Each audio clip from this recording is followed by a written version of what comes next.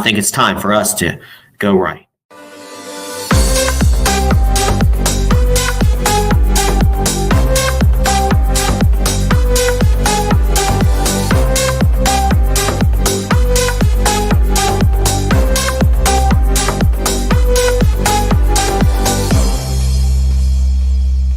Hi, I am Peter Boykin, a constitutionalist for liberty. As a proud Republican and strong supporter of Donald Trump, I echo a vital message I hope you will hear. The essence of conservatism lies in defending our nation, safeguarding our constitutional rights, and preserving the principles of limited government.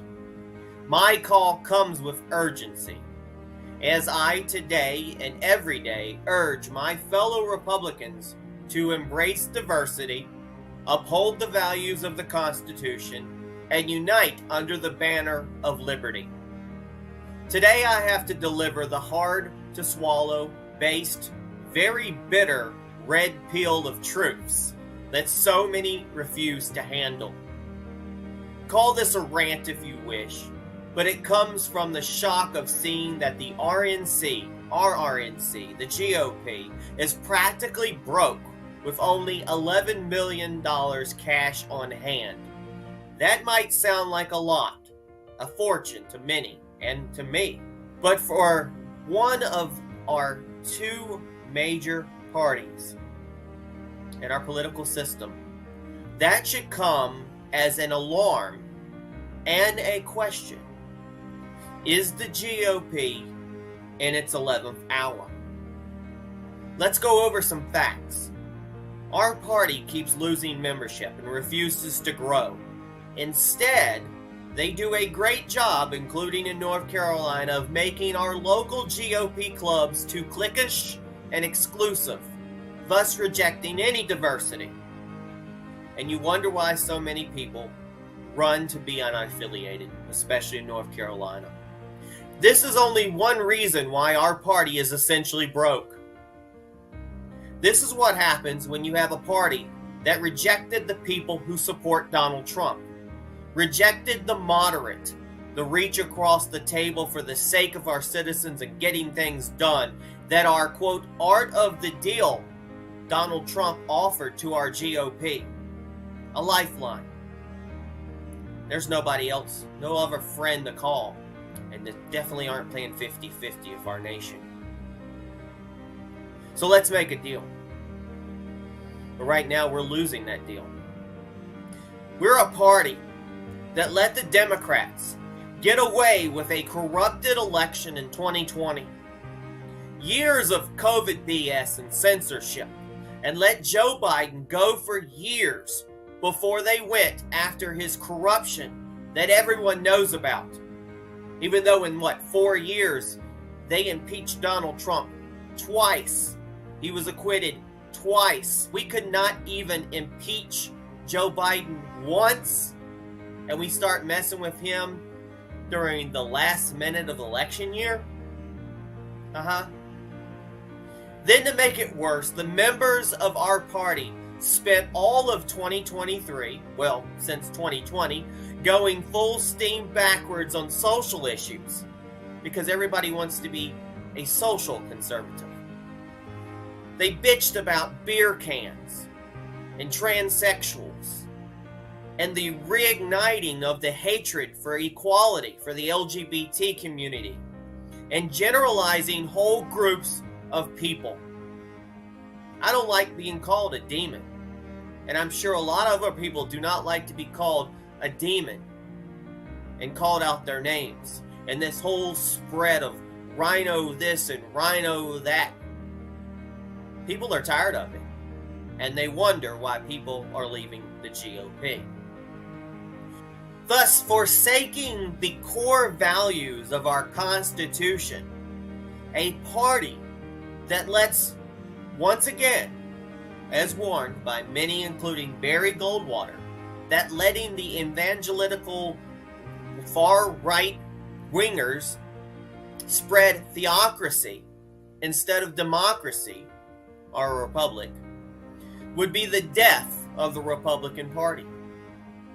We now live in a world where too many Republicans have ignored our need for limited government, for less government intrusion, but instead agrees with the Democrats that we should allow Congress and the President the right to throw out our First Amendment rights by banning apps like TikTok because, quote, the Chinese own some of it, yet ignore how the Chinese have their hands in everything. Yet Congress is so technologically ignorant, they don't even understand the implications of letting the power to end platforms get in the power of the wheelhouse of the government and how dangerous that is to our First Amendment and to our constitutional rights in the wrong hands. Meanwhile, we have political prisoners from J6 rot in jail and are tortured daily, and more are getting arrested every day here in 2024.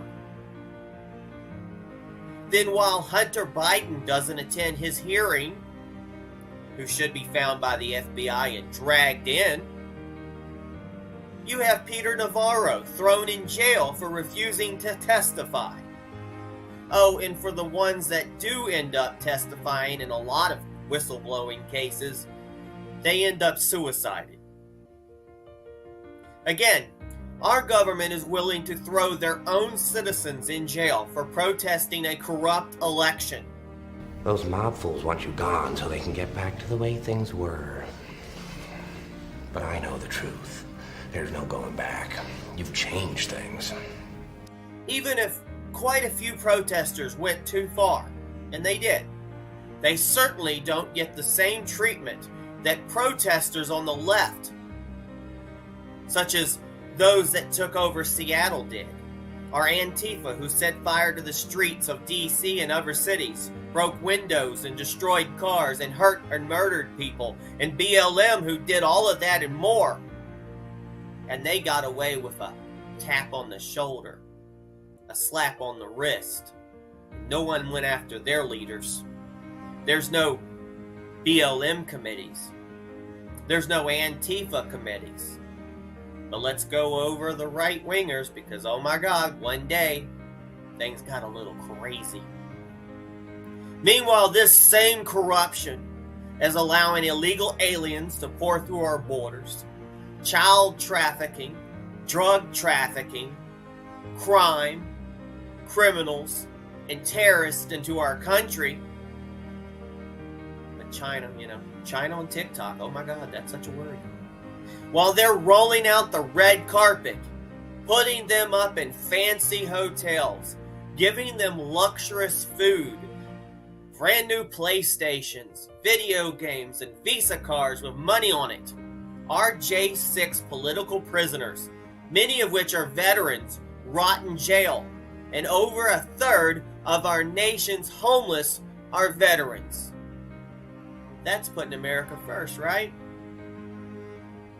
On top of that, our former and should-be current President Donald Trump is being dragged into court by court by court by court with every law book they got thrown at him, while the corrupt legal or illegal system ignores the laws. The laws of the books, the laws of the land. They just wing it and lets corrupt protesters do what they want. All to get rid of Donald Trump's wealth and his sanity. And they have tapped and tapped and tapped away. You know what? Maybe the left's protesters are correct. There is no justice if there is no peace. No justice, no peace. All of this is going on while conservatives, quote conservatives, don't even know what, quote, conservative means anymore. And they are more than willing to elect in primaries and general elections any slick politicians who are great at manipulating those that don't know what the hell is really going on. Ones that will put out the meaningless sound bites and the ones the things that the average Republican voters want to hear. The good things. The care-me-nots. Not the hard things that you really need to hear. But for a party that claims to not like the establishment, to reject the swamp, to want things like term limits, and the list goes on, they do. They do. And they fall for anyone quite the opposite. The hypocrisy. Why do you vote for people who are exactly against what you want? I've ran, a few times now? I don't know if I'll ever get elected. Because I'm going to tell you the truth. I'm not a quote politician. I'm going to tell you how it is. I'm active on social media. I'm all over social media. I exercise my First Amendment of speech. And I know it pisses a lot of people off. And do I care? No. Because I'm trying to defend and conserve our rights, our way of life. That makes me more conservative than most of y'all. I myself I'm a registered Republican, and I am a constitutionalist for liberty. And I know what I stand for, and I can defend what I stand for. I am a free, independent thinker, and for that, I can be an outcast. I can live with that. But it will not stop me from fighting for our future and what's right. And if I have to throw a few political hand grenades for people to wake up, I will. So all this talk of, quote, go woke, go broke, how has this helped the GOP donations? Why are they broke? Well, one thing, our economy is shit. They haven't tried to fix it. They haven't put America and Americans first. And instead, it's one whole blame game between the left and the right. And when that doesn't work in the Republican Party, we spend the rest of the time working a rumor mill, becoming Karens and attacking on one another. I mean, people didn't like our chairman. People don't like our senator. You confront people. Why? They don't have an answer. Because somewhere down the line, they've been told that somebody you don't like, or they're a rhino, or some other lame excuse. But they don't even know why they're against somebody. But that's just politics being politics, right? Well, that's all right then. That's just politics being politics, right? Well, that's all right then. That's just politics being politics, right? Oh, well, that's all right then. Now, I said it earlier. I saw all to the same quote on Twitter. That's where I got it from. And this is what I said, and the other person said the same thing. I don't even feel like the United States has a government anymore. It's just a criminal organization looting taxpayers for trillions, greenlighting an illegal alien invasion, and acting as accomplices to foreign subversion by the communist Chinese.